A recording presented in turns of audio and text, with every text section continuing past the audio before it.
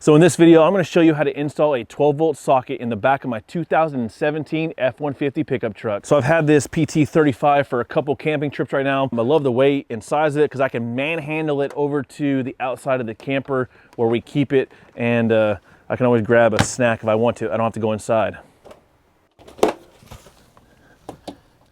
I installed a 12-volt socket underneath the cooler. Time for another drink. So we added this second 12-volt cooler for all our drinks about a year ago to completely eliminate the need for ice. And they're really cold, by the way, like 27-degree cold, because I can turn this into a freezer. So on our 10-day Colorado cross-country trip this summer, we plugged in the 12-volt cooler into the back of the F-150. There's a cigarette lighter back there. And we pushed my 5 and 8-year-old to the left. Not ideal for a 5 and 8-year-old to be that close for 12 hours on the road, but we had to make room for the 12-volt fridge. It worked, but honestly, it was kind of a pain in the butt to take the cooler in and out. So it got me thinking, why don't I just install a 12-volt socket in the bed of the pickup truck instead of lugging the 12-volt cooler in the back seat while we're traveling to camp? So that's exactly what I did. Let me take you back to the shop and show you how I install this 12-volt socket in this F-150. I'm gonna install a inline blade fuse between the battery and the 12-volt socket. This is kind of an insurance or best practice just to protect whatever you're plugging into that 12-volt socket. I'm using 12-gauge wire from the battery back to the bed of the truck. So I'm gonna remove the black wire from the positive wire, because I'm going to ground this back by the chassis. That way I don't have to run both wires to the 12-volt battery. And honestly, the 12-volt side of the battery is getting full on the truck. This will just be a smoother run. This inline fuse happens to be a 10-gauge. I had it laying around the shop, so that's why I'm using it.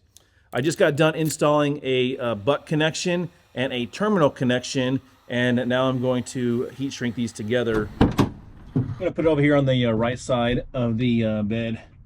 Got a flat spot. I already put my hand up in there, and there's nothing in the way, so I can drill a hole for the 12-volt socket. Shouldn't have any issues. So I'm going to use this hole saw. It's 1 1/8 inches. It's a perfect size for the 12-volt socket to slide into. This is not a carbide hole saw, so I'm not sure how it's going to hold up to this metal. We're going to try it.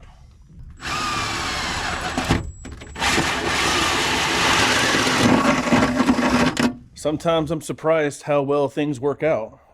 Wasn't expecting that hole to be drilled so easily with the hole saw bit.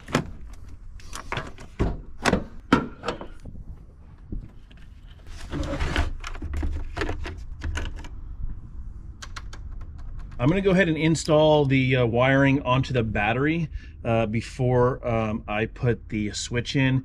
There's no fuse in the wire, so it's not live, but the fuse end is already determined. I've already cut it and crimped it and heat shrink that.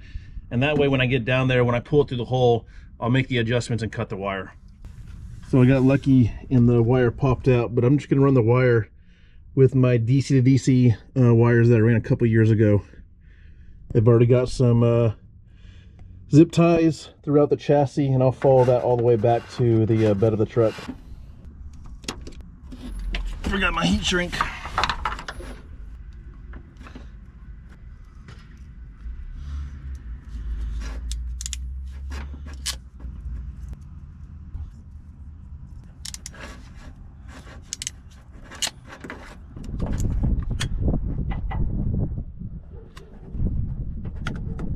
Alright, there's your connection right there.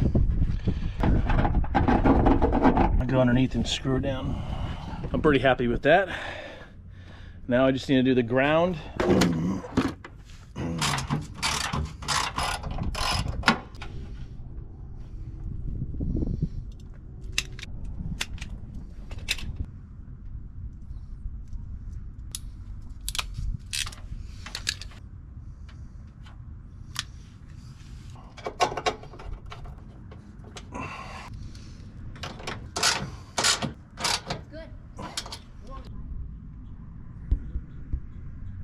I'm going to put in a 20 amp blade fuse into this inline fuse for the SetPower 12-volt refrigerator. The SetPower draws about 50 to 60 watts on high. I don't know what that is, 5 amps roughly. So 20 amps should be fine.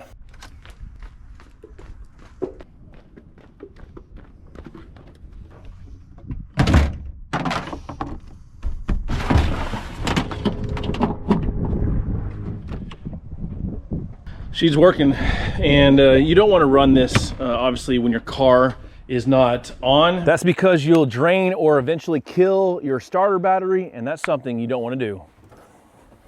Again, I don't recommend running the cooler while the truck is not on. So I want to talk about some alternative ways to power your 12-volt cooler driving down the road to camp.